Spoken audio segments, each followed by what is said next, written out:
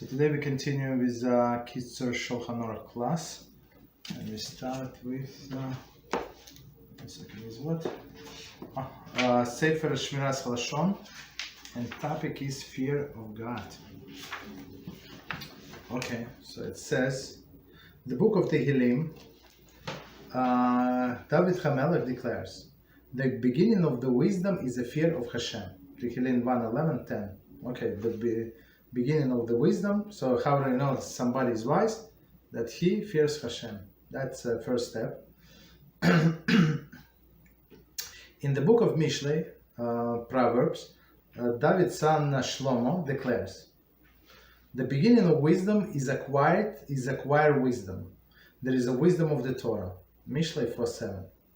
There is no contradiction, for our sages have taught, if there is no fear of God, there is no wisdom. If there is no wisdom, there is no fear of God. Pirkei Avos 3:21. So let's read one more time. We're going to explain. This no contradiction, meaning beginning of the wisdom is a fear of God, and Shlomo HaMelech said the beginning of the wisdom is to acquire wisdom. So what does it mean? That you know what to look for, you know where to strive to, right? So, and sages said there is no contradiction. If there is no fear of God, there is no wisdom. Meaning, the person would not go into and spend his time to learning the Torah if there is no wisdom, right? And not only learning. Maybe he's going to learn or she's going to learn because it's like intellectually stimulating. But live according to the Torah, that's a different level. If there is no wisdom, there is no fear of God. Okay, continue. Elsewhere, Shlomo teaches, if you seek it like a silver and search it like a buried treasures, then you will comprehend the fear of HaShem, and knowledge of God you will find. Okay, so that's a famous verse. It's from Mishlei 2 and verses 4 and 5. If you seek it like a silver and search it like a buried treasure, then you will comprehend the fear of HaShem, and knowledge of God you will find. So it's so meaning what? It's not so obvious, not so partial, just to acquire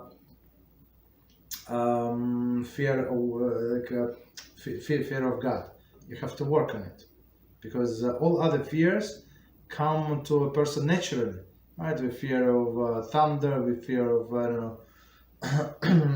some animals, snakes, scorpions, lions, all other diseases. That's natural, right? But fear of HaShem, it's not natural. You have to work on it. But Shlomo HaMelech said that since it's very, very important to have this fear of God, so if you search it like a treasure, you're going to find it. Those who search for a silver or other precious item do not engage in a pursuit for a day or two. They pursue their quest relentlessly until discovery, and they begin the search, for more. And then so all of the people who look for treasure, and today I would say maybe some businessmen and people invest, and I know some people, they start this business, that business. I'm not sure who they borrow money from to start all of these businesses on Amazon, not Amazon, sell his own pills, like. So, but people want us to be happy, like rich, and nothing is going to stop just because the guy failed 7 times until now. He's full of energy. He wants to go forward and be rich and happy, because he thinks that it's going to bring him happiness. For it is a fear of so it is with fear of HaShem, meaning that we have to work on it, we have to search it. A Jew who forever ponders his Creator's greatness and the good that He continuously shower upon man will forever attain yet a higher level of awe to the one above, Right. So one more time, that you have to work on it. You have to imagine Hashem greatness, and that everything because of Him, right? everything that every breath that we take, all of this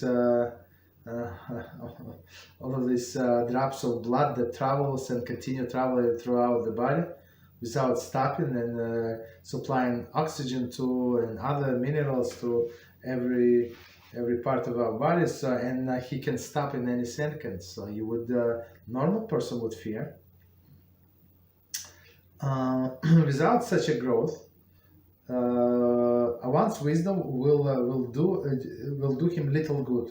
And if a person does not have fear of God, this wisdom would do him a little good. A person lacking the fear of HaShem will be uninspired to fulfill the mitzvahs in all their details, no matter how well he has studied them.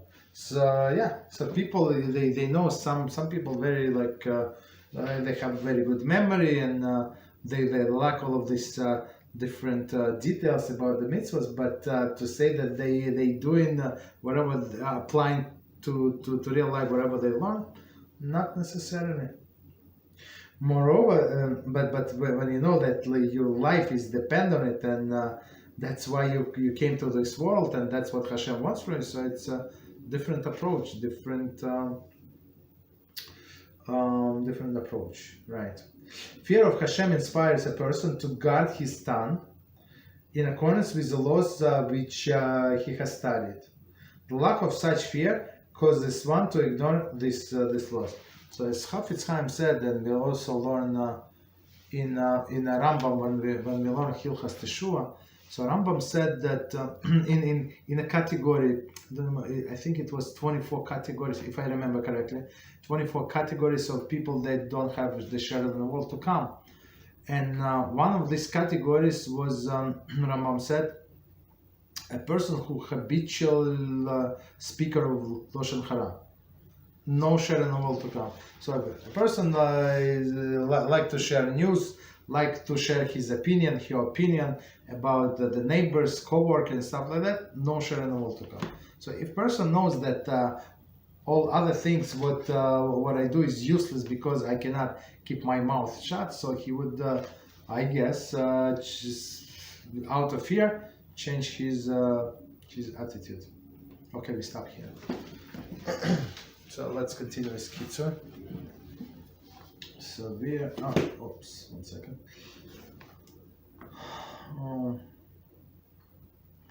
Okay, so it's very interesting subject, very interesting. So the topic is, it's Siman 43, and topic is blessing on foods or drink during the meal. So be in the middle of the meal.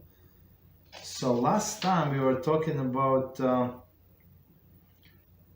this liquor, right? Like we said, so liquor is not for satiation, and it's not because he is thirsty. So, and it's questionable if it's covered by it should be covered by bread. That's the thing. Okay. So we said do like the way around. So to take a piece of like sugar cube. Say a blessing on the sugar cube, and that's it. Keep in mind this liquor also. Okay, so let's see. Sif number 3. So it was very long. We left off last time because it was very long. Okay, so continue. If person wishes to eat during a meal fruits eaten separately from the bread, and the law is follows. So let's see what does it mean if person wishes to eat during the meal fruits eaten separately from the bread. Commentary. This includes any food that it has that is eaten in as a treat or a dessert, and not for the purpose of satisfying hunger. So Mishnah Brura 177.4. Okay, so we're talking about fruits that are eaten as a dessert. So other fruits, example that fruits that not eaten as a dessert, for example, olives, right? You eat pickled olives. You're not eating it as a dessert. I mean, maybe some people do, but usually people eat it like in the course of the meal. Okay, so let's see, what do they say? So one more time, if person wishes to eat during the meal fruits eaten separately from the bread, the law is as follows. Since the fruits are not primary component of the meal, therefore, even if they are placed on a table before the Hamotzi blessing was recited, nevertheless, they are not exempt from their own bracha rishana by the Hamotzi blessing. And one must recite bracha rishana upon eating them. So, Kitzur is very clear.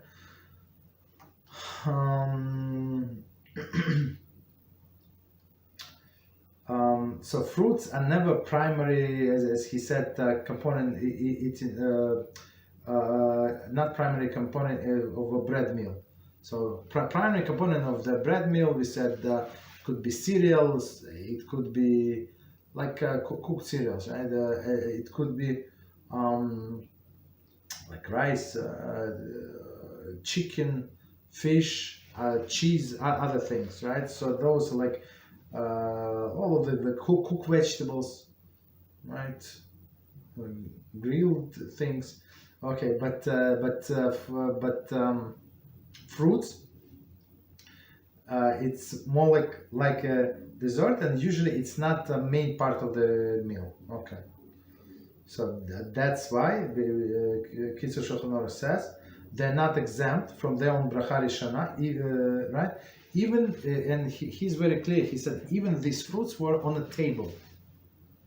When we will in our class halachas ubrachas, we said if something is on a table, and I did not have like specific intention to eat it, so since it was on a table in front of me, it is like I have an intention and it is covered automatically, whatever is on the table, right? If it requires the same blessing. But here they say even if it is on the table before him, and it was there before he made hamotzi, so he saw these olives, let's say, in front of him. So they required these fruits, any fruits, required separate bracha rishana before eating them. Okay.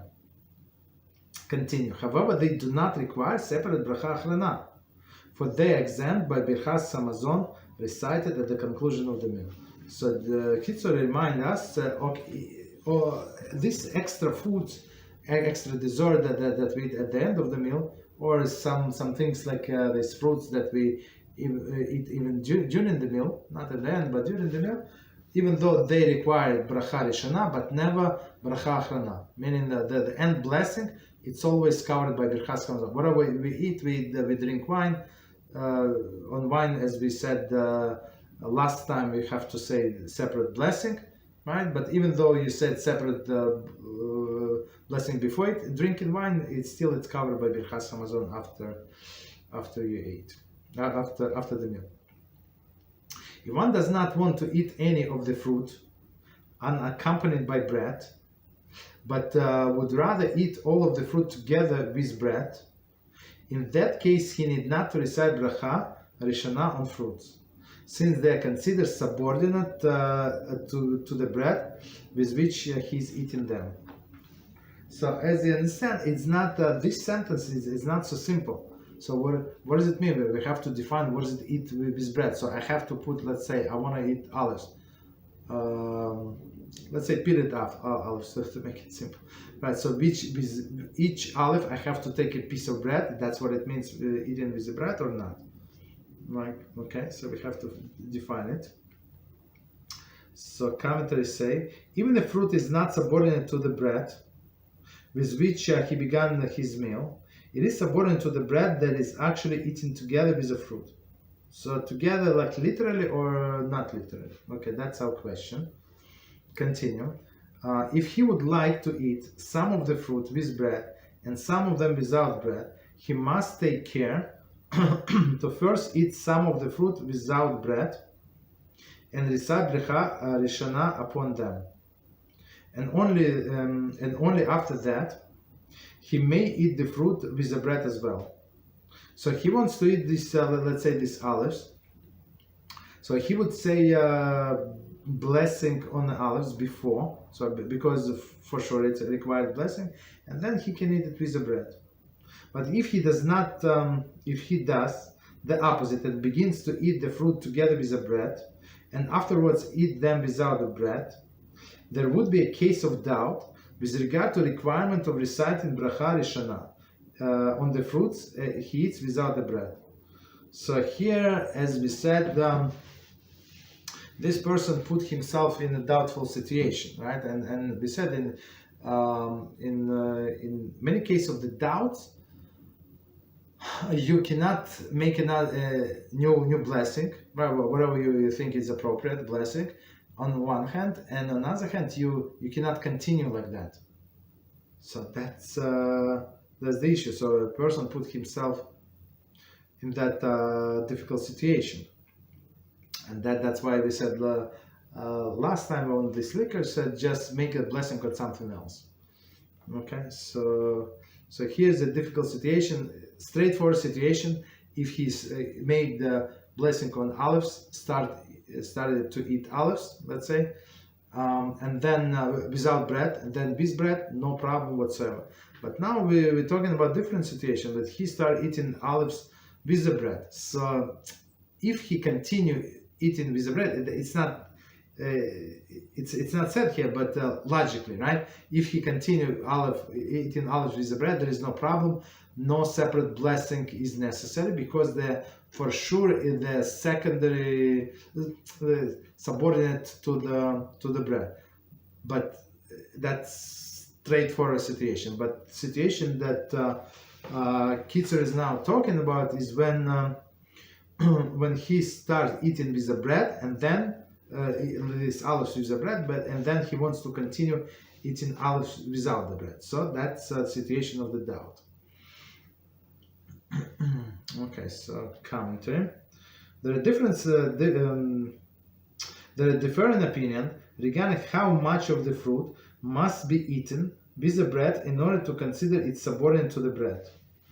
According to some, it is sufficient to begin eating the fruit with the bread, while others hold that one must both begin and end eating the fruit with the bread. So you see the doubts are from this. So one say what is eating with the bread? He start eating like even the way I understand from this commentary, even a little piece. You bit a little piece and bit a little piece of bread, so it's already eaten with the bread, according to this opinion. And another opinion said no, he has to begin and probably continue and end eating this fruit with the bread. Still others hold that even one begins and ends with the bread. Whatever fruit is eaten without the bread in the middle of the meal requires bracha rishana.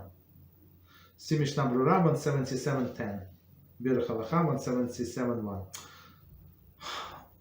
So and the third opinion said, and so that's the problem. So he started eating these olives with the bread, no problem, they're covered. And he planning to finish eating olives with the bread, no problem, they're covered. But in the middle you ate one olive, so it's questionable. No, it's not questionable.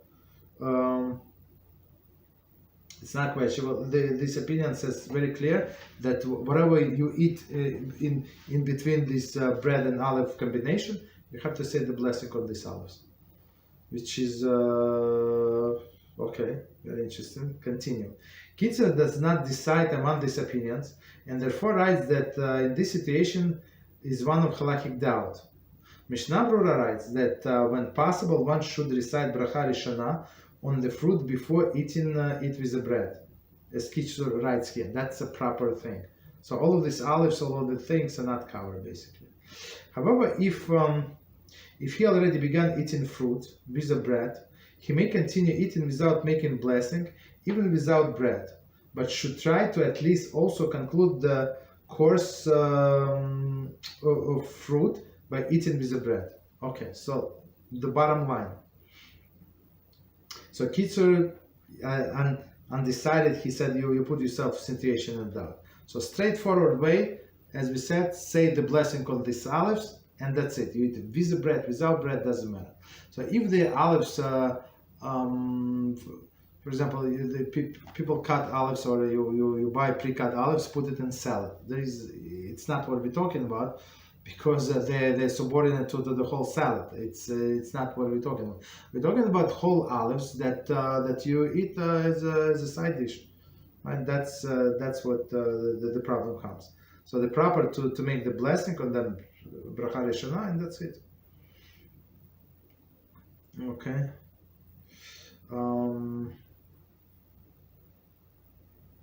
Okay.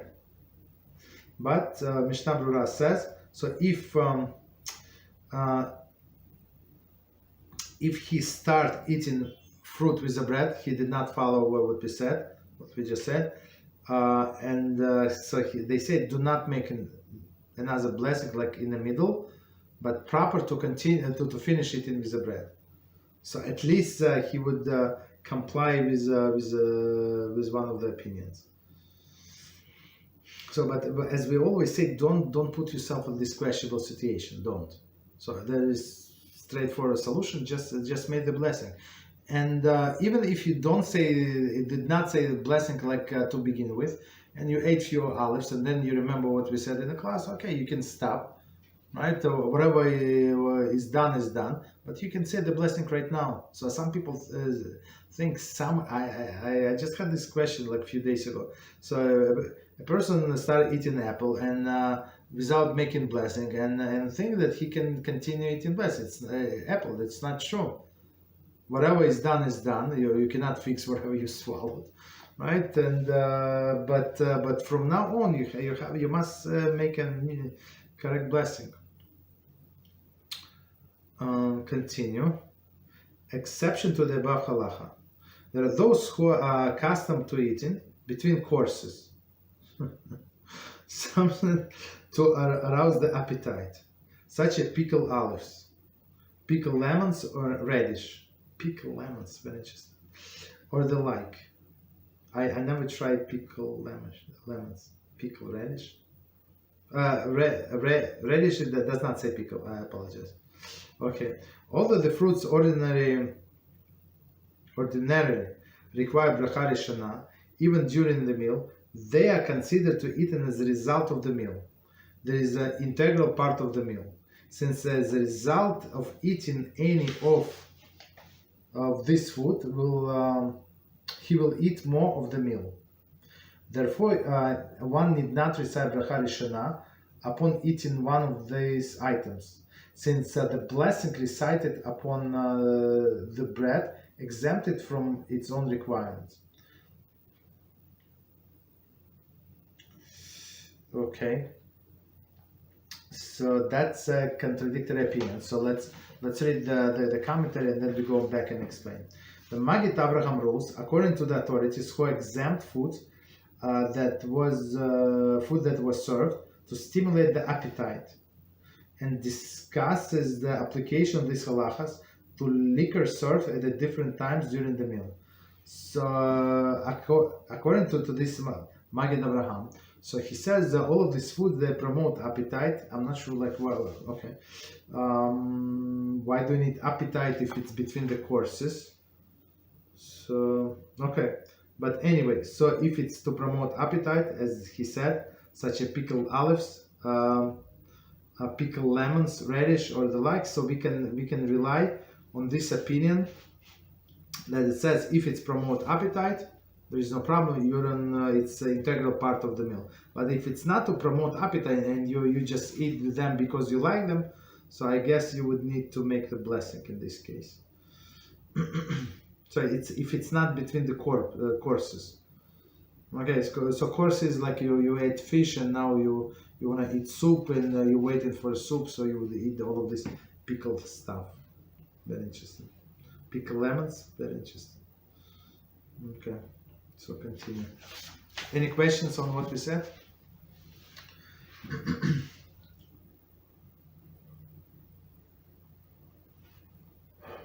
Okay, so no problem. So continue. Safe number 4. If one designates fruits as the main course of the meal, so that he will be eating the fruits as accompanied with his bread, in this case, since the fruit are the primary component of the meal, they are considered as a part of the bread meal, and they thus exempt from the requirement of separate bracha rishona by hamotzi blessing recited on the bread. Okay. Even if the fruits were not present at the table at the time of hamotzi, blessing was recited. So let's finish and we're going to explain. It's very interesting. However, in order to examine the fruit according to all opinions, it is necessary that one begin eating the fruit together with bread. After this has been done, even that which he eats without bread, he does not need to recite the separate blessing upon it. So, the case here is, the way I understand, when he makes a meal, for example, he wants to eat this strawberry, right? He has a lot of strawberry, and of course he knows he's not going to get satiated a lot from this strawberry. Doesn't matter how much you eat, right? So he wants to eat bread, like few slices of bread, and this strawberry. There is no problem, right? So this the strawberry is a part of the meal, right? And they say according to Kitzur Shulchan Aruch, they say they even covered if they're not on the table. But it makes sense if it's whatever integral part of the meal, this specific meal. So the food is not necessary to be on the table. For example, something is still cooking, or something is I don't know, in a microwave, something in a refrigerator, but it's part of your meal. It's all covered, right? But he said, however, in order to examine the fruits according to all opinions. So okay, to all opinions, so at least start eating with the bread. Okay. So commentary. In previous years, the fruit was not served as a primary accompaniment to the meal, and therefore Kitzur would hold that one should both begin and conclude his course of the fruits with bread. Okay, because there it was like some like I don't want to say the dessert, but it's not primary course. But here, let's say that's the situation that I described. Only strawberries and only bread. That's it. That's all I have. In this case, since the fruit is served as a primary component of the meal, Kitzur stipulates that keeps the stipulate only that he begin eating the fruit with bread. Okay, so one more time, he just tried to go by all of the opinions. However, this contradiction is not satisfied by taking small taste of bread together with fruit and then eating fruit by itself for the rest of the meal. Rather, he must eat significant amount of bread so that eating them together will signify that the fruit is primary accompaniment to the bread. Sefer Halacha 177.3. Okay, so meaning what? That just a piece of bread is not going to cover the fruits, but that's what we said last time. We said in order for the bread to cover whatever all these accompanying dishes, he must eat at least kizayis, right, in a time period of 2 to 3 minutes, or according to different opinion, we said actually kibeitza. 2 kizayis, meaning 2 ounces, right? 2 ounces. So if he's going the way I understand, so if a person is going to eat in a period of 2 minutes, this even kizayis, so I would say it's significant amount of bread with all of this strawberry, so it would satisfy this opinion. Okay, even this opinion. Okay. So halacha number 5. All the fruit is generally not considered part of the meal. It can be served during the meal in a way that, according to some authorities, according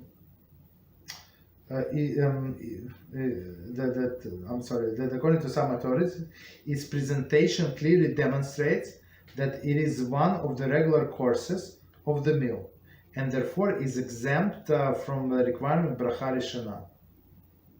Okay. So they say who is the some authorities? Yad Kitana. So that be Mishnah Brura. Okay, no problem. So what he says, let's see. So he's trying to say that some fruits are like a part of the meal. Okay, so what dish we talking about?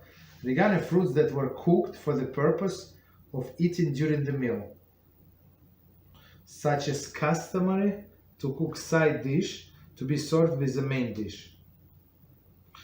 Whenever it is cooked with or without meat, one should both begin and conclude his eating of these fruits by eating bit of them with bread, and that which he eats in between, he may eat even without bread, and eat in a way that none of the fruit requires separate bracha rishona. So I mean, okay, there is a commentary and we see what fruits they're talking about. So commentaries say this is in contrast to cooked fruit that is sometimes served by itself as a dessert. Okay, so it's not that. I mean, they would need to give us some examples. Maybe sometimes they do.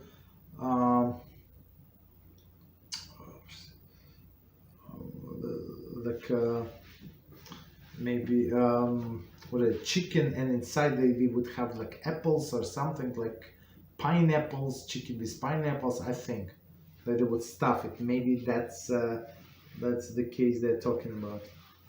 Let's see, 29.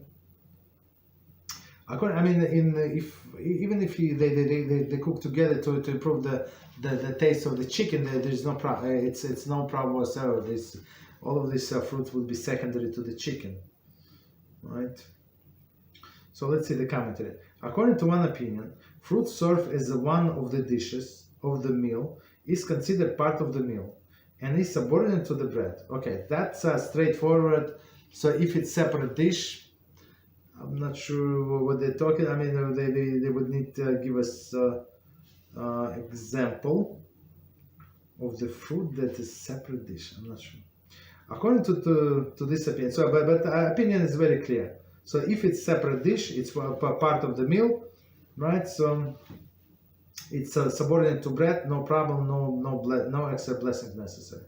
According to this opinion, one may eat the fruit without bread, without bread, and not required to recite the blessing upon it. So like as all other dishes that we eat during the bread meal without bread. So you can eat your soup without bread. There is no problem whatsoever.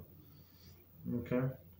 However, since in order to account for the opinion that disagrees and holds that in case of bracha rishona is still required for the fruit, Kitzur write that the fruit should be eaten in the above manner. So this opinion that fruits always require bracha rishona, so it didn't go away. It's still there. So the Kitzur is trying to find a solution that would work according to all of the opinions. Right? So 1 second. So okay, so he said eat at least start eating with bread. Eating this way, most authorities hold that any fruit, even when not part of the meal, is exempt from the requirements of bracha rishona, unless it is clearly deserved. So most authorities say that if you start eating, let's say these olives or whatever, some other things with the bread, so they're going to be exempt. Okay. Unless it is clear, these are like baked apple, I think would be like an example, or grapes. Another way to avoid all doubts would be to first recite bracha rishona on raw fruit, and clearly that it clearly required bracha rishona even when eating during the meal, so that the bracha upon the raw fruit is fruit exempt the cooked fruit as well. Mishnah Brura 177 foot. So that's a straightforward solution. So take one piece of grape, eat it, and of course, since it's a raw, say the blessing, because it's never part of the meal, all of this exception, if you notice, all of this exception that Kitzur offered us, according to some opinions, were pickled food. It's not raw food. No, raw was radish. Okay, I think raw. I'm not sure where was it, but radish was raw, of course. Okay, so but usually people don't eat radish by itself.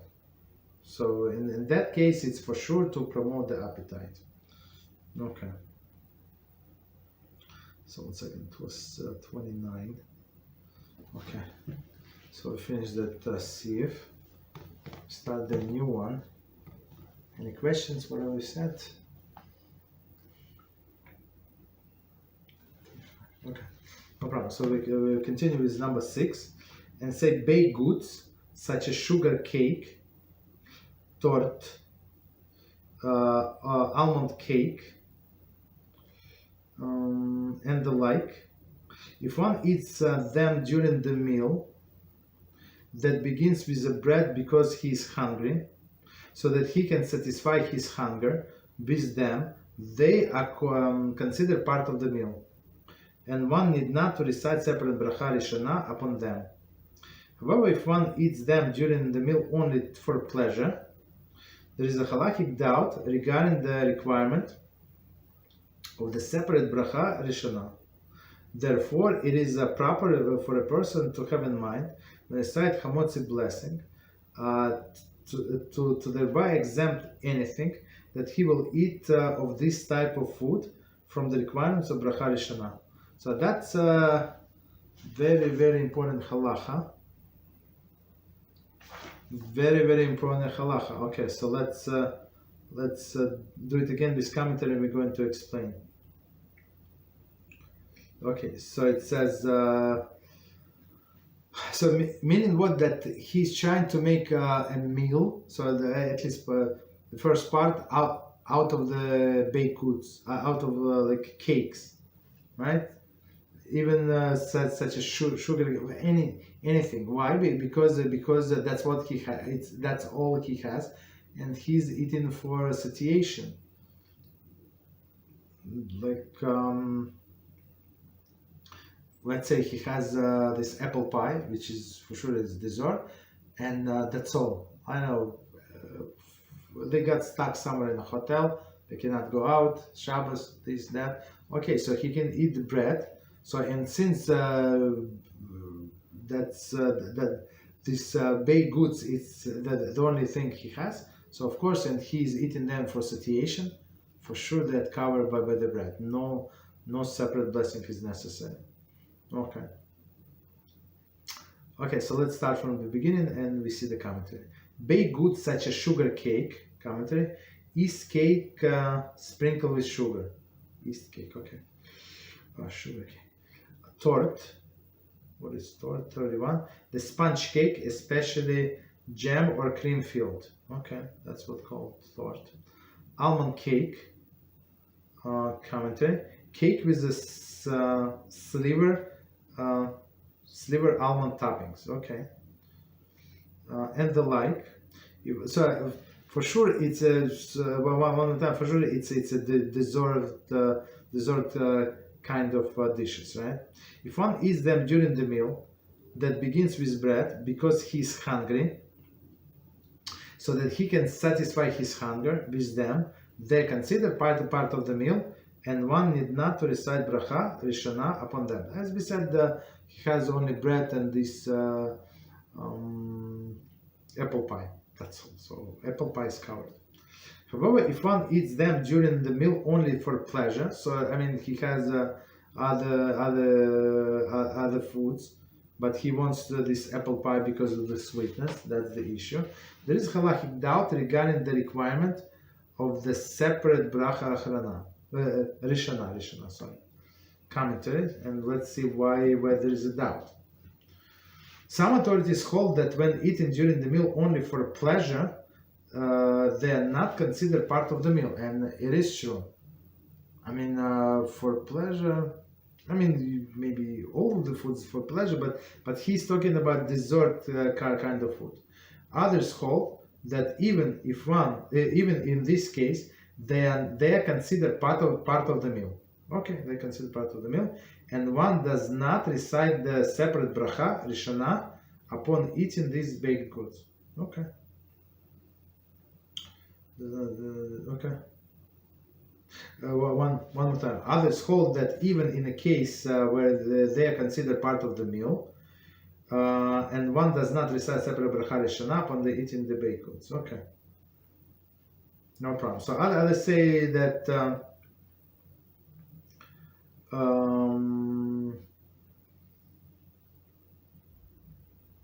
it is part of the meal. Okay, so that's why don't say the blessing. Okay, so basically he's in a situation of doubt. Therefore, it is proper for a person to have in mind, when recited Hamotzi blessing, to thereby exempt anything that he has that he will be eaten of this type of food from the requirement of bracha rishona. So at the beginning, so just because this cake or these fruits on the table does not change anything. So in this case, they say it is very proper. It is very proper to have in mind. So even with desserts, so if he has in mind that I'm going to eat this cake as a dessert, so I think he would not need to make the blessing. But it has to be explicitly. But many times, for example, many times we have cake, but some like Friday night, like everybody's tired, it's too late, to this, to that. So many times we don't eat cake. Sometimes we do, but most of the times we don't. So to say that I have an intention to eat cake like every time, no, I don't. So you understand? If we decided to eat, so we would say the blessing. Okay. Commentary, number 34. See below 56.1, where Kitzur states that if one recite hamotzi upon baked goods, whose bracha is mizoines, Pascha Babi Kisnin, he need not recite another blessing. Okay. What is this? They exempt any. Just one second. I'm trying to understand what this commentary is for. So one more time, the last sentence. Therefore, it is proper for a person to have in mind when recited hamotzi blessing, thereby exempt anything that he will eat of this type of food from the required bracha rishona. So okay. So commentaries say. C 56.1, where Kitzur state that one recite hamotzi upon baked goods, whose bracha is mizoines, Pascha Babi Kisnim, he need not recite another blessing. Okay. Okay, so I mean, we said in our halachas of brachas class that if person is planning to eat a lot of mizoines, and a lot we said. How much is a lot? We said it's 8 ounces, 8, or according to other opinions, 6 ounces. So it's not. I mean, it's a lot, but it's not so much. It's technically it's possible to eat, even for not like an overweight person, I would say, right? So in this case, this amount is considered the meal. Right, the standard meal. So in this case, even if it is cake, 100%, there is nobody arguing there is a cake or Pascha Babi Kisnin. Meaning Pascha Babi Kisnin, we explain it's things from a bread family, right? Bread family that have similar attributes to the bread. So it was from flour of 5 species, and it was making a dough and baked in the oven, or even on top of the stove. They all in this category, right? So if he's going to eat 6 to 8 ounces, so he must wash, right? Wash and say hamotzi on them. Okay. Continue. See Biur Halacha 168.8 for further discussion of the halacha regarding eating baked goods during the meal, as well as certain mizoines foods upon which there is no halachic doubt. Okay. So I mean, we're going to get to it. 168. Okay. I have a question about this. Please go ahead. So if I get satiated with mesonot portion of cake, but it was not in my mind to be satiated with that, and already made the mesonot first blessing, must I recite Birkat Hamazon? It's a good question. So well, it's whatever I said, the situation, but you're saying after the fact. So for example, if a person, thank you very much, good question. So a person was thinking about eating a small piece of cake. Okay, he ate and then he said it's beautiful cake, and guess what? I'm hungry, I want sweet, and okay. And he continued eating, and he ate this three, no, 6 to 8 ounces, right? So, right, so 6 to 8 ounces. So even like let's say he did not realize. Let's take your example. He did not realize that he ate so much, and even if he did not were not satisfied. So I'm going to improve your case, right? Even he was not satisfied, but he ate that amount, so he must say Birchas Hamazon. Yes, even he is not satisfied. Birchas Hamazon we say. Even though it says that you're going to eat and you get satiated, it is true. It is a text of Birchas Hamazon. But our sages said, what is the minimal amount of satiation, like average for average person, average amount. So they say it's actually kezais, 1 ounce, like 28 grams.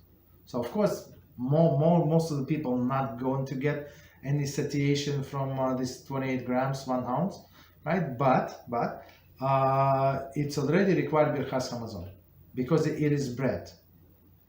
But for baked goods, only if you ate so much, right? This 6 or 8 ounces. I don't want to say or from 6 to 8 because there are two opinions: 1 6, 1 8. So we're trying to follow. I think we're trying to find 6 ounces actually. That's what Shulchan Aruch says in Mishnah Brura, if I remember correctly. But other opinions, they actually say 8 ounces. Okay, whatever is it. So even if you say 6 ounces or 8 ounces, you can go by 8 ounces if you want. Right. So but for sure you're going to get satiated unless somebody is huge. Go ahead, yes. So is there a problem not to have made previously the Netilat Yadayim and a wrong first bracha? Okay, that's a very good question. So if he realizes that okay, you know what, I ate a lot, and let's say you bought the cake, right? So I mean with whatever you buy, it's easy because you see on the packaging how much exactly you ate, right? So there's like how much is the whole cake or how many cookies you ate, whatever. So you understand that now you're approaching to that amount that's going to require to say Birchas Hamazon. So you can go and wash right then, right? But yeah. So the thing is that if you go to wash, the only question would be if you need to say the blessing on the washing. So if you're planning to eat another kizayis, another ounce, as we said, there is a linear opinion of Rabbi Moshe Feinstein. That's all. Yes, say the blessing on the washing as well. But hamotzi, I like in the middle of the meal. I don't think we may. If in the beginning, he said, okay, this cake that's all I have, or even danishes or something, they're also very heavy, or muffins. So I remember I waited the muffin. We bought like these like huge muffins. It's like you eat this muffin for breakfast, you're full, right? So and it was, I think it was like, I don't remember how it was, but I washed on it. I think it was at least 6 ounces. I think it was so huge and heavy, right? So that's why I washed, and that was my breakfast. You understand? But if you continue eating, you already say mizonos, that's fine. You just go wash your hands. So to conclude this question, so we can say that we must say Birkat Hamazon since we get satiated. No. Even if you did not get satiated, you say Birkat Hamazon. Because you ate the amount, required amount. Thank you. So it's rabbinically, yes, you're right. So you have to get satiated in order to bless. That's correct. But our rabbis added that even if you did not, you're not satiated even after eating that amount. I mean, a huge person, if he eats even 6 ounces, I think he's not going to get satiated still. But even after 1 ounce, all of the poskim agree that you have to say Birchas Hamazon. Which 1 ounce, it's nothing. You understand? So that's what rabbis say, and that's what we do. Okay, so I just want to add the only difference would be if he satiated or was not satiated. The only difference if person forgot to say he does not remember if he said Birchas Hamazon or not. No idea. I don't know, like under person under the stress. Maybe I said it, maybe I did not say it. So if he did not say it, for sure, right? For sure, he did not say it. That it's and he satiated, right? He was satiated. So the requirement is biblical. So if he does not remember whether or not he said the blessing, but for sure he remember at least this part that he got satiated, so he must say it, right? But if he does not remember, and for sure he was not satiated, he did not eat enough, whatever, only a small piece. So in this case, the obligation is rabbinical, right? And they say don't say it. But it's only in a case of, as we said, he does not remember he said it or not. That's like this when this rule is playing a big role. Okay. So let's try to finish one more, and we stop. So CF number 7. If after the conclusion of the meal, before one recites Birchas Hamazon, he drinks coffee to help digest the food that he ate, he must recite Bracha Rishana upon the coffee.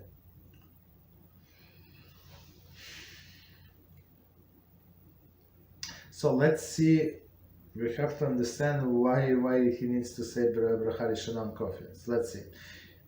If after the conclusion of the meal, so he finished the meal, before one recites Birchas Hamazon, he drinks coffee to help digest the food that he ate, he must recite Bracha Rishana on the coffee. Commentary. The Mishnah Brura 174 story 9 writes that one who drinks liquor after finishing the meal before Birchas Hamazon for the purpose of aiding digestion may certainly have to recite Bracha Rishana on it. Okay.